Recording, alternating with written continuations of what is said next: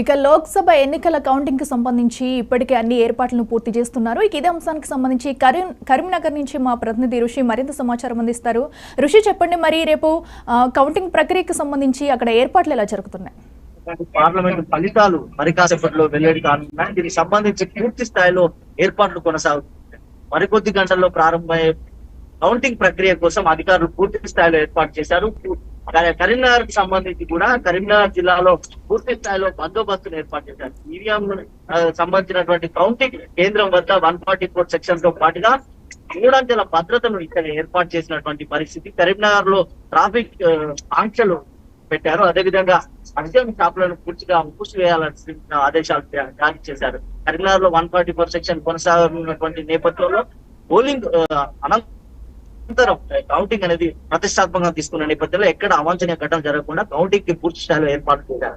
కరీంనగర్ లో చూసుకున్నట్టయితే కరీంనగర్ లో దాదాపుగా 72% పోలింగ్ మూలంగా 13,03,096 మంది ఓటర్లు తమ ఓటు హక్కును వినియోగించుకున్నారు. కరీంనగర్ లో 7 అసెంబ్లీ నియోజకవర్గాల పూర్తి స్థాయిలో ఒక్కొక్క అసెంబ్లీ నియోజకవర్గానికి 14 రౌండ్ల చొప్పున పూర్తి స్థాయిలో కౌంటింగ్ సంబంధించినటువంటి టేబుల్లను ఏర్పాటు చేశారు. కరీంనగర్ లో 377 పోలింగ్ కేంద్రాలు ఉండడంతో కరీంనగర్ అసెంబ్లీ నియోజకవర్గానికి 18 టేబుల్లను ఏర్పాటు చేశారు. మొత్తంగా 102 టేబుళ్ల పైన 153 రౌండ్లకు పైగా ఒక కౌంటింగ్ కొనసాగనుంది. ఉదయం 8 గంటలకు ప్రారంభమయ్యే కౌంటింగ్ లో మొదటగా పోస్టల్ బ్యాలెట్లతో పాటుగా ఈవీఎంలను కూడా లెక్కిస్తారు. ప్రతి అసెంబ్లీ నియోజకవర్గానికి ర్యాండమ్ లో 5 వీవీప్యాట్లను లెక్కించిన అనంతరమే ఫలితాలను వెల్లడించేటువంటి అవకాశం ఉన్నట్టుగా అధికారులు చెప్తా ఉన్నారు. మొత్తంగా కూడా ప్రతి అరగంటకు ఒక రౌండ్ చొప్పున ఫలితాలు వెల్లడయ్యేసరికి 3 గంటల సమయం, మధ్యాహ్నం 3 గంటల సమయం వరకు తెలిసేటట్టుగా మనకు తెలుసు. దాదాపుగా 12 నుంచి 1 గంట ప్రాంతంలో ఒక లీడ్ అనేటువంటిది ఏ పార్టీకి ఉంది అనేటువంటిది మాత్రం ఇక్కడ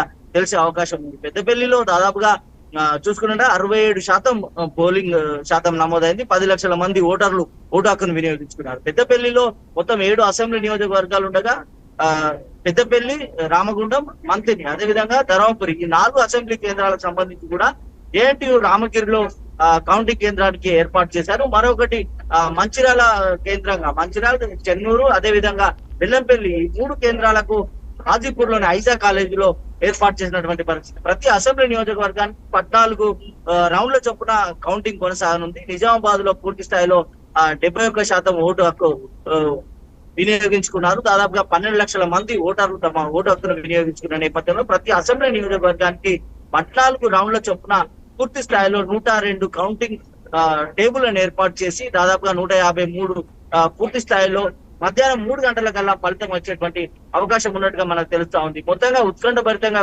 కొనసాగుతున్నటువంటి పోలింగ్ కౌంటింగ్ సంబంధించినటువంటి ప్రక్రియకు అధికారులు పూర్తి స్థాయిలో ఏర్పాటు చేశారు. కరీంనగర్ లో 144 సెక్షన్ తో పాటుగా కౌంటింగ్ కేంద్రం వద్ద 3 అంచెల భద్రతతో పాటుగా పూర్తి స్థాయిలో అధికారులు ఏర్పాటు చేసినటువంటి పరిస్థితి. ఉదయం 8 గంటలకు ప్రారంభమయ్యేటువంటి కౌంటింగ్ మొదటగా పోస్టల్ బ్యాలెట్ తో పాటు ఈవీఎంలను ఎక్కించేటట్టుగా మనకు తెలుస్తా ఉంది. కరీంనగర్ లో 102 కౌంటింగ్ టేబుళ్లతో పాటుగా 153 రౌండ్ల వరకు కూడా పూర్తి స్థాయిలో ఫలితం వెల్లడి కానున్నది. 12 నుంచి 1 గంట ప్రాంతంలో లీడ్ అనేది తెలిసే అవకాశం ఉంది. మధ్యాహ్నం 3 గంటల కల్లా తుది ఫలితాన్ని వెల్లడించే అవకాశం ఉంది. అయితే ప్రతి అసెంబ్లీ నియోజకవర్గం నుంచి 5 వీవీప్యాట్లకు సంబంధించినటువంటి స్లిప్లను లెక్కబెట్టిన తర్వాత మాత్రమే తుది విజేతను ప్రకటించే అవకాశం ఉన్నట్టుగా అధికారులు చెప్తా ఉన్నారు. ఓకే, రైట్ ఋషి, థ్యాంక్ యూ.